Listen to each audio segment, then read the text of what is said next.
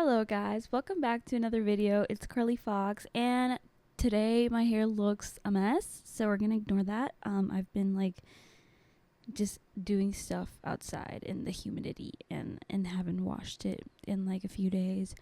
But it's fine, we put it up. Usually I do like to have my windows open because it gives some nice backlight and just a more natural ambiance to the video, which I like. But it is raining. I don't think it's raining right now, but it has been raining for the past 2 or 3 days nonstop. And even if it doesn't rain, it's super cloudy. It's just ugly. I've been feeling very down, a little bit sad, unmotivated, and the weather is a very big factor in that. I feel like if I would have woken up today and it was sunny and bright out, I would have been so happy and actually in the mood to do stuff. But it's Tuesday and I gotta upload this video by Friday.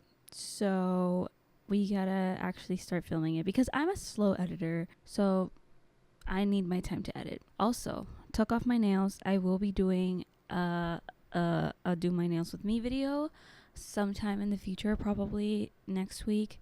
I just want to not have them for a few days so I can I don't know, just properly wash my hair and just do stuff that is usually a little less comfortable with nails on. All that aside, this video is not about that. It's about the books I read in January. So I think I mentioned this in a previous video, but for those who don't know, last year 2025 was rough.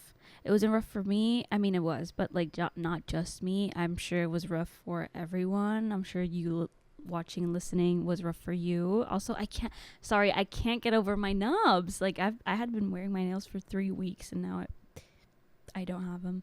But anyways, it was a rough year for everyone, and for some reason I did not think of reading, and I am a big reader. If you see right there in that little corner, it's that's my nightstand, and it has a little shelf on it, and on that desk is my whole Percy Jackson series, including Heroes of Olympus and half of the Trials of Apollo, and then my whole Hunger Games series is there, and a few other random books that have to do with mythology, and my copy of the Odyssey is there.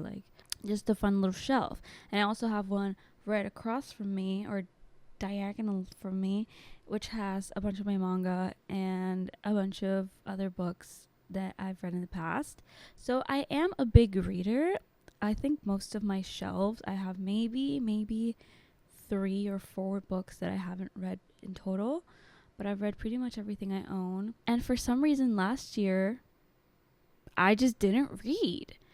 I read Daisy Jones and the Six, which my ex-roommate gave me or lent me the copy, and I really liked it. And I read the new Hunger Games book, which I have my thoughts on. I can make a whole, honestly, I want to make a whole video about that, and I also want to make a video talking about the movie, but that won't come out until November, and it's February 3rd right today, February. But yeah, all of that to say that I do want to read more this year because I do really love it. I just sometimes have to push myself to, hey, put the phone down, pick up the book, And if you saw my habits of 2026 video, you'd know that I am trying not go on my phone before bed, and instead I'll pick up a book, which has been very successful since I started doing it. I haven't missed a day. Even if I read one chapter, I'm reading every single day, and I love it. So I'm gonna share my January reads. Before we get on with the books I've read, this is my Fable. If you guys wish to follow, I just track the books I'm reading there. I don't really do many in-depth reviews or make any posts really because I don't think anyone follows me, and I'm completely okay with that, But yeah, check out my Fable if you want to. I just think it's fun to have a community of people who share the same interests as you, And like I love looking at people's profiles, like just random people's profiles, and seeing like what they're reading or what they've read or what's on their list. Like it's just so fun. I only read 4 books, which for some people that might seem like not that much, and for some people that might seem like a lot. I think it's about average, I'd say, for a person who actively reads. I'm also a very slow reader, and I don't like to really rush my reading. Some people, like, sometimes I'll sit there and read the same paragraph a few times and reread like dialogue a few times, because I do really like to just harbor on it, just sit with it. You know what I mean? One of the books on here, I actually like, well, 2 of the books on here, I didn't read at times when I wanted to, just because I wanted to make the period of me reading them longer, because I was enjoying them so much, because I just didn't want to end it. It baffles me when people online, I've seen a couple of people say this online, a couple of like book talkers or like book influencers say that sometimes they skip paragraphs or only read dialogue or will skim, which, like, I guess skimming isn't like the worst thing in the world, but skipping whole sections of a book is kind of insane to me. That little rant and all of that to say, I've read 4 books as of today, February, it's either 3rd or 4th right now. I've read 5 books because I just finished rereading Animal Farm, which I will talk about in my either February reads or my next like reads video. But today we're going to be talking about these ones. The glasses are on again because I am blind and I do have notes. I feel like I can't really do a video without notes, or else it's just going to be a really long rant with no point to it. The first book I read was on my Kindle, and it was Sunburn by Chloe Mitchell Haworth, or Howarth. I don't know if I'm mispronouncing her name. I believe it is her debut novel, and it came out in 2023, which, for being a debut novel, it was fantastic. I'll talk about it and my thoughts on it briefly. But it is a sapphic romance, or lesbian romance, or WLW romance, whatever you want to call it. It is a coming of age lit fic, I believe. It takes place in this rural town in Ireland in the 90s. It is about 200 pages long, and it follows Lucy, our main character. She's, I think, about maybe 15 when the story starts, and her internal struggles with her sexuality when she starts having an attraction and feelings towards one of her friends and classmates. This girl she starts liking is like in her friend group that she's always had growing up.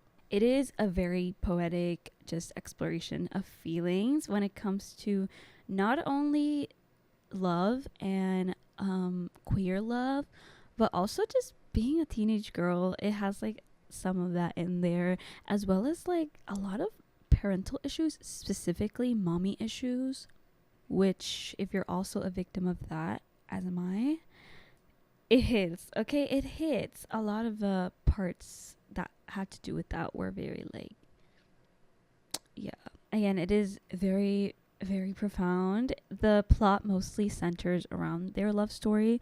There's not much going on, I guess. It is lit fic, but I loved it. It made me cry at times, not like sob, but I did shed like a tear or two reading, I'm not gonna lie. Yeah, and overall I am just a sucker for gay romance, specifically if it's like woman loving woman.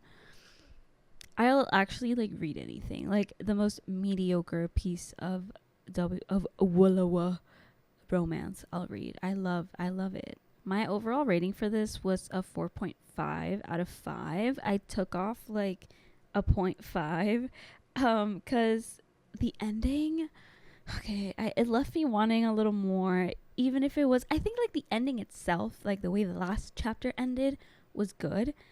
I am just so used to, I guess, reading a lot of stories that have like a prologue to it, and then the prologue like has the couple or main character like living their best life 20 years in the future, you know what I mean?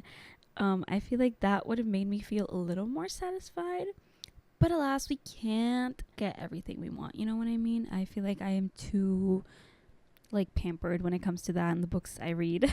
And also part of that point 5 is that I felt like it could be a little redundant at times. It felt like it just kind of felt the same over and over again. Like a lot of the times, for some reason, my brain is like all scrambled today. I can't think, I can't form sentences.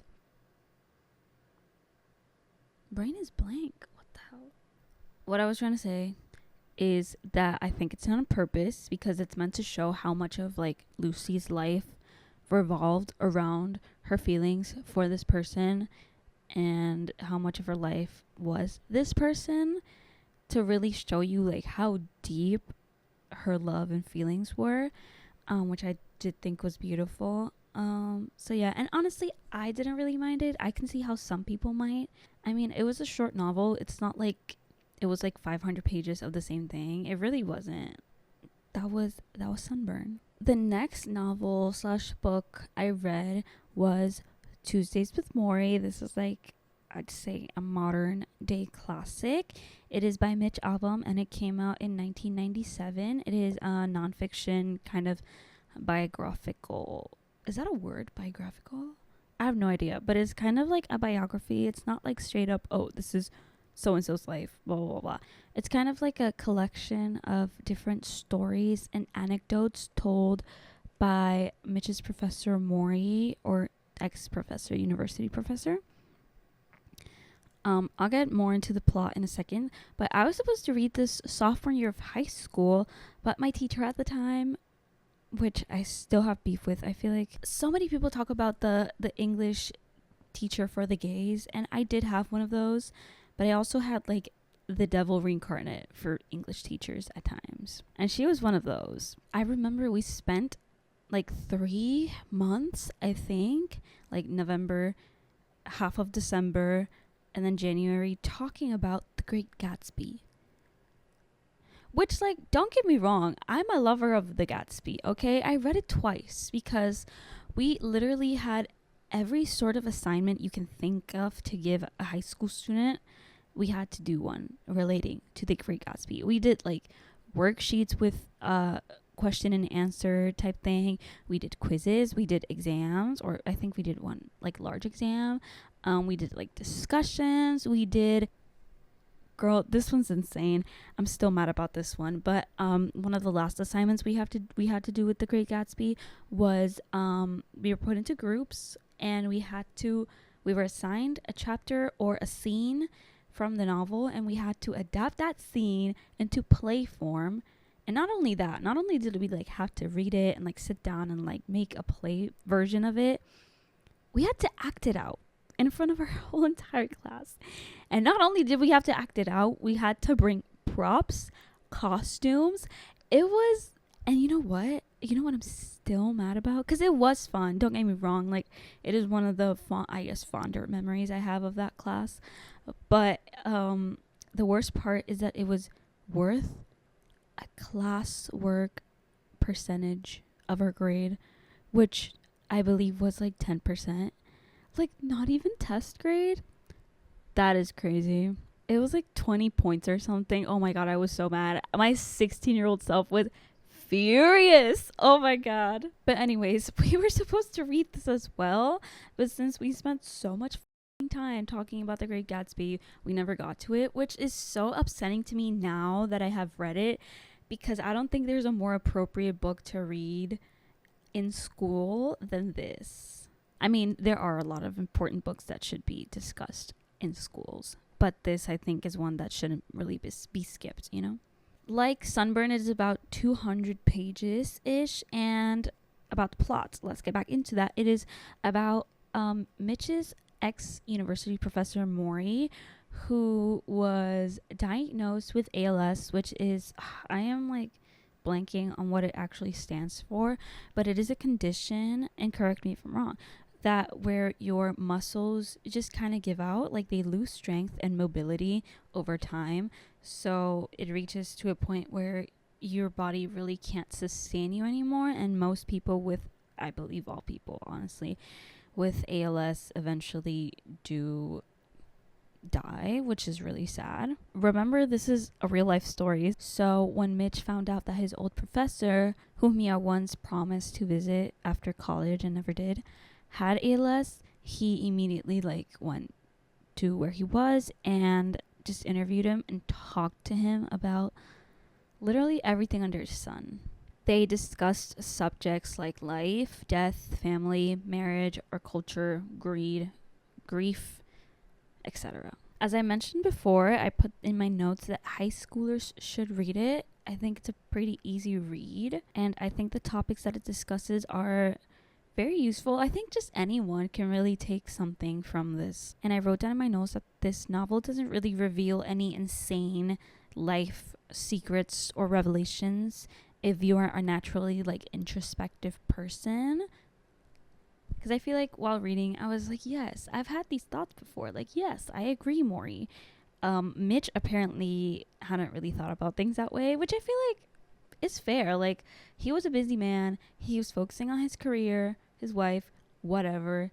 And I feel like there's a lot of people out there who are just busy with life. And I think this is a very nice, I guess, way to slow down the pace of how we live and really take things in and appreciate and be grateful for a lot of things regardless of our situation. It was really enjoyable, and I read it in like 2 or 3 days, and it felt very heartwarming at times too. I also am a baby and cried when I finished it. So this final point I guess that I have to make about it doesn't really have to do anything with the actual contents of the novel, but if you got the chance and you haven't read it and you want to buy a copy or find it somewhere, I recommend the 20th anniversary edition, which is this one right here, because there's an afterword written by Mitch Albom 20 years after he wrote the original novel, where he just reflects on a lot of things that he shares, like additional information of what things in his life have been like afterwards, after Maury died and whatnot. And that part made me really emotional. There was like a specific quote in there I'm gonna share, and this is like a big part of the reason why I think people should read this in school, which a lot of people do. I just didn't, Maury Schwartz never read a word of Tuesdays with Maury, yet he still reaches so many people. Why? Because he took time in his dying days to give to a wayward student, and I wanted to give something back and wrote this book. And someone gave it to someone who gave it to someone, and now look how large his classroom has grown for a man who is no longer here to teach it. Those words, it made me, I don't know, it just made me so emotional in so many ways, and it made me think about the impact that human beings have on just everyone that they meet. Like you right there sitting there, you've made an impact on someone's life, whether you know it or not. Like, don't doubt that. That was that for Tuesdays with Maury. I give it a 4 out of 5. I loved it. I loved it. Next book I read was Somewhere Beyond the Sea by T.J. Klune, which is the sequel to The House in the Cerulean Sea. This came out in 2024, and it is a fantasy book, a fantasy adventure. I don't want to call it YA because it's really not giving YA to me. I think kids and adults can read this. It's very PG type thing, you know what I mean? So like I said, this book is a sequel, and I saw a lot of people did not like this book, specifically the second one. They felt like the first one didn't really need a sequel, which understandable. I 100% get where they're coming from, because I do also feel that way. This is one of those books where don't really read it if you think that the first one was enough for you. If you read the first one and you liked it and that was that, and you don't really have any interest in pursuing a story with these characters and another adventure with these characters, you don't really have to read it, honestly. It really doesn't offer anything crazy of value when it comes to the world that these characters living. I think the first one's fine on its own, honestly. That being said, I did like this one. Might have liked it a little bit more than the first one. This book touches on themes of abuse, homophobia, and racism. Not very heavily, but there are some instances. So take care of yourself if you don't really want to read anything that has to do with that. Skip this one. I did sob reading this. I did sob. I'm gonna talk about the good first, and then I'll talk about the bad. But I did stop reading this. I said this some scenes in this book can make a grown man weep like a little baby. My dad just walked into my room to talk to me, and he like opened the door. He didn't say anything because he's just like so chill about everything, but I'm sure he was like, what the fuck is this girl doing? Because if you saw me, I'm like sitting against my bed with this pillow on my rug with this box in front of me with this little tripod ring light on it, my phone, a mic, his mic, mind you, his mic, legs spread open like this with the box in the middle, computer, stack of books beside me.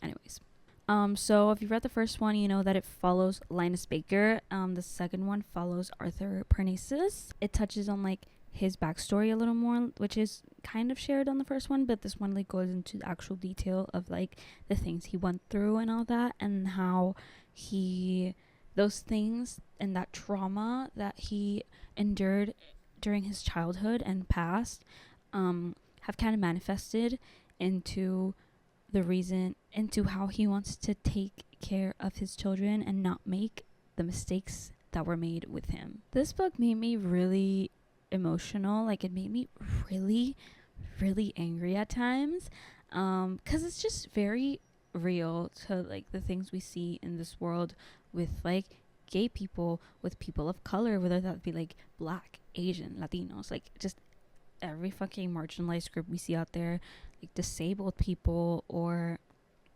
I don't know. It just made me really mad because it hit a little too close to like how things really are. It also made me really sad. I think the parts that made me sad had more so to do with like the characters and their emotions.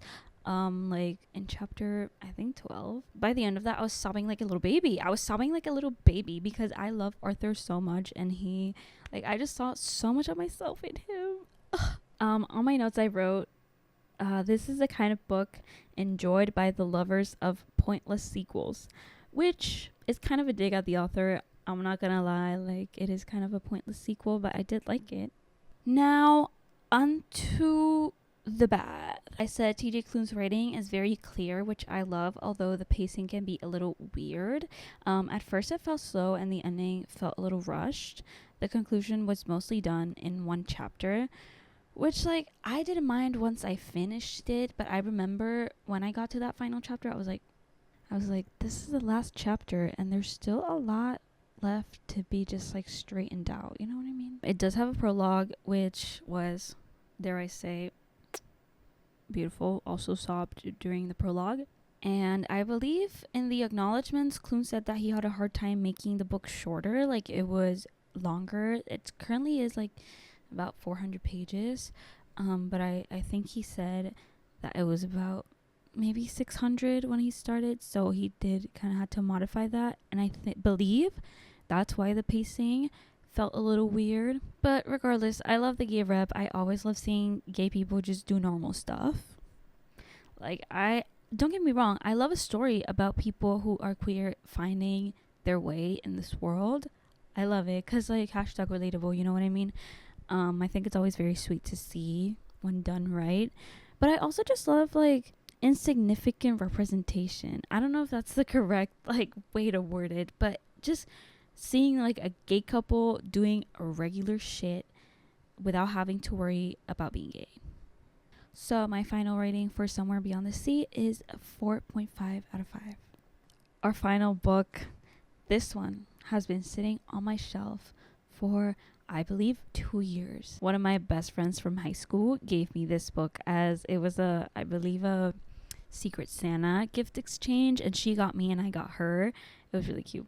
But I basically said I wanted literally any freaking book because I'll honestly read anything, even if I don't like it. I'll read stuff. So she gave me this wonderful freaking book. Educated by Tara Westover is a memoir she wrote or came out with in 2018. Educated tells the story of Tara Westover's life from when she was a child all the way into like her late 20s. Tara grew up in a Mormon household in Idaho, and she didn't go to school or any of that until she attended college because of her family's but mostly her father's beliefs. He was kind of like very religious psychosis core. He was like, oh, the end of days are coming. Like, you can't go to school because that's like the government trying to control you. We can't go to doctors because the government's trying to control you, when the Illuminati and all that, you know what I mean? Which, like, I'll never be one to judge other people for what they believe in, but it gets to a point, you know, it gets to a point. So throughout her memoir, Tara tells different stories about her upbringing, being one of 7 children, and amongst them being one of 2 girls. This memoir is very introspective as Tara looks back on what memories she has held onto, along with journal entries to recount various events that shaped her. I believe she also has some of the brothers she's still in contact with also input their versions of stories, because there were some instances that everyone in her family kind of remembered a certain event happening different ways. But I honestly really like the fact that she included like everyone's different accounts, or like different just versions of it. As I mentioned before, I like to think I'm a very introspective individual. I like to sit, I like to ponder, I like to journal, I like to think about my feelings and my thoughts. I like to think about my thoughts. And regardless of that, this book woke up a lot of ideas about my own identity and capabilities. It also helped me put into words a lot of the feelings that I felt throughout my life. So, for example, in page 197, she wrote, "My life was narrated for me by others. Their voices were forceful and pathetic, absolute. It had never occurred to me that my voice might be as strong as theirs."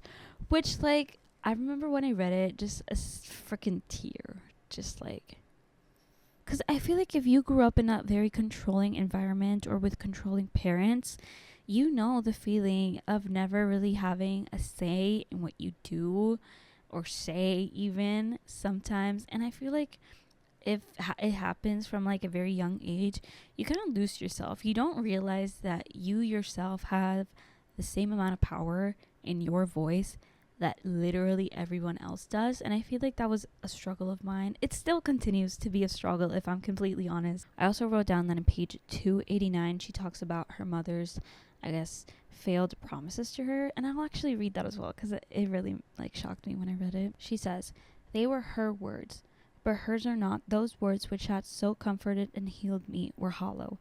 I don't believe they were faithless, but sincerity failed to give them substance, and they were swept away by other, stronger currents." This is an example of her putting into words something that I could never really phrase before in my life. If you have had that struggle with your parents, that they tell you that they're going to do something or show up for you in a certain way, and they constantly just fail to do so, there's a feeling of like anger. And if you have a good relationship with your parents, you never really want to call them liars or feel like you can't trust them, but there a lot of the times those are empty promises, and it is hard to have to deal with that. And the way she like phrased that was so wonderful. So yeah, I don't really have all that much left to say about this book, but I did make a list of read this book if. So I'm gonna read it out to you, and you need to read this book if something in this list applies to you, okay? Promise me. You won't regret it, okay? So read this book if you have controlling parents. Read this book if you grew up with brothers, especially as a woman, but even as a man. If you grew up with brothers, it can be one, multiple. Read it. I feel like a lot of the feelings felt and talked about in this book you will relate to. Read this book if you've ever faced adversity with your beliefs, especially religion. Like if you were raised believing things were a certain way and then grew up and realized that you saw the world differently, or that it necessarily wasn't like that. Read it. Read this book if you've ever felt like your life has been dictated by others, which we discussed.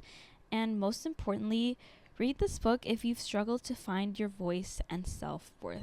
This book really like instilled a lot of, I guess, the belief that I was capable of doing more for myself and doing better for myself, because I feel like human beings, sometimes we reach a point where we're like, I don't think I can do much better than that for myself or for others or just in general, like living. But this book was such an incredible reminder that you are so much more capable of doing things that you think you are, like genuinely.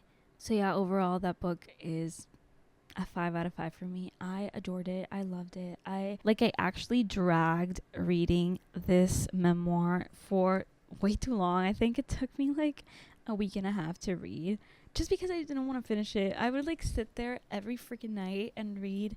Like, I remember one time I think I read like maybe 10 chapters in a sitting before bed.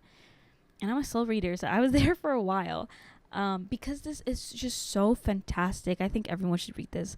I was scared a little bit at first because I saw that JD Vance wrote, like, it included one of his, I guess, praise he gave to this book. They included it in the back, and I was like, oh, that man, me and him we don't do that. But this book was amazing, so that is all I have to say about the books I read in January. It was a fun reading month for me. I mean, I think I started reading, like, I read Sunburn, which was the first, I think, January, like, 11th or 10th. That's when I started it. So I started about, like, well into the first, like, week and a half of the month. And I was still able to read a lot, even though I'm a slow reader. So let that be a reminder that you are more capable than you think of doing stuff, and that does include reading. It's just good for the mind, good for the body, good for the soul. So pick up a book. It can literally be anything. If you want to read that fairy smut, do it, queen. Like, who am I to tell you not to? Is it my jam? No, I'm more of a peanut butter girl. That was so stupid considering the fact that I hate peanut butter. I think as long as people are like reading and enjoying stuff that they like, whether that be to like keep yourself more informed about certain topics or expand your knowledge on things or entertainment or comfort or relatability, literally any reason for reading, I think is valid. So don't let me or anyone else on the internet stop you. And if you have any January reads that you'd like to share, or if you've read any of these and have something you want to share and like some input, why did I say like that the first time? Input, and some input on the conversation that I just had with you guys, feel free to share, because like Tara, all of us have a voice, okay, and we are worthy of sharing that voice with other people, whether people like it or not. It's you're worthy, and it's your right. So share your thoughts, please. But yes, I think that has been all for today. I am praying to every single god out there. Please, Athena, goddess of wisdom.